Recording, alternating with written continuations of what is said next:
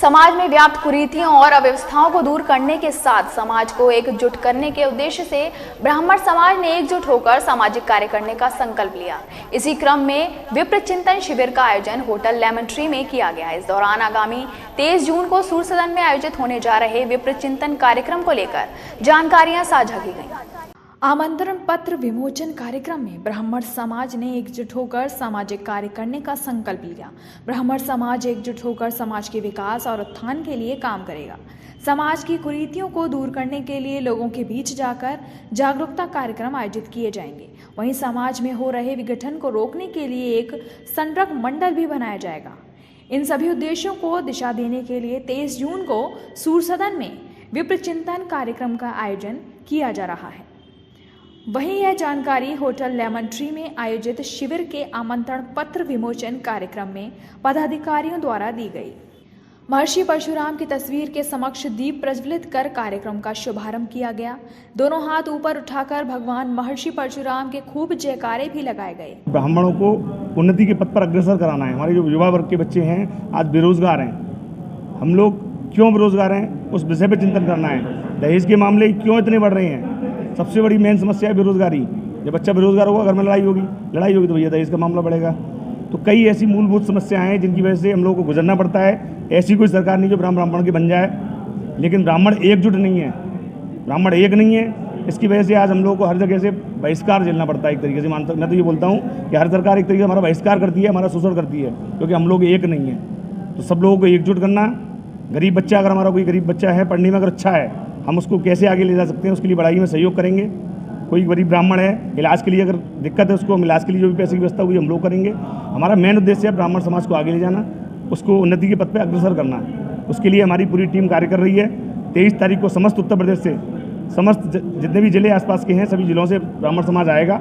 ऐसा मैं अपने जो भी ब्राह्मण बंधु हैं सभी लोगों को मैं ऐसा आश्वासन देता हूँ। हमारी युवा टीम, हमारे पवन समाधिया जी, हमारे राजेश शर्मा जी, जो भी हमारे भाई हमारे साथ कार्य कर रहे हैं, सभी से मैं यही कहूँगा, एकजुट हो जाइए, तन मन धन से जा रहा है। इसका उद्देश्य बहुत ही स्पष्ट और सीधा है कि जहाँ हम पिछड़ रहे हैं और बहुत पिछड़ चुके हैं, वहाँ हम कितना सुधार कर सकते हैं। ये ज़रूरी नहीं है कि 100% हम कल ही सुधार कर लें, 5%, 10% जितना हो सकता है शिक्षा के क्षेत्र में, ये हमारा मुख्य मुद्दा है।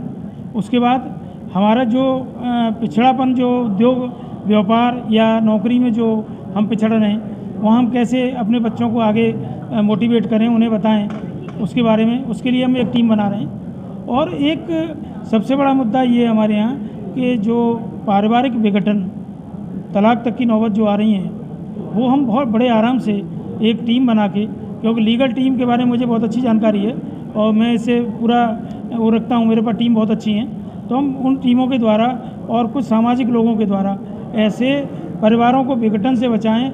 ये हमारी सबसे बड़ी, जैसे कहते हैं ना कि 4 धाम यात्रा, ये हमारी 4 धाम यात्रा होगी और हमारे लिए बड़े।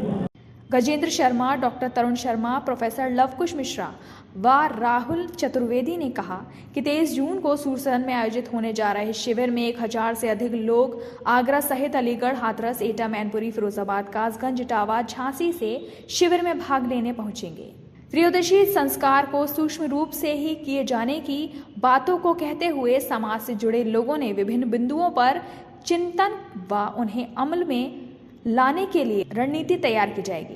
त्रयोदशी को सूक्ष्म रूप से मनाने के लिए जब अन्य समाज इसमें आगे आ रहे हैं, तो हम लोगों को भी इस पर विचार करना चाहिए। शिक्षा के क्षेत्र में समाज पिछड़ता जा रहा है। घर की मजबूरी हो या कोई और संकट, हमको इसके बारे में भी चिंतन करना होगा। अपनी बात को विप्र समाज के जो बुजुर्ग हैं, अपनी बात को जो हमारे बिंदु हैं जो बनाए गए हैं, उन बिंदुओं तक समाज के घर घर तक पहुंचने का उद्देश्य है, ना कि सूर सदन को भरना हमारा उद्देश्य है।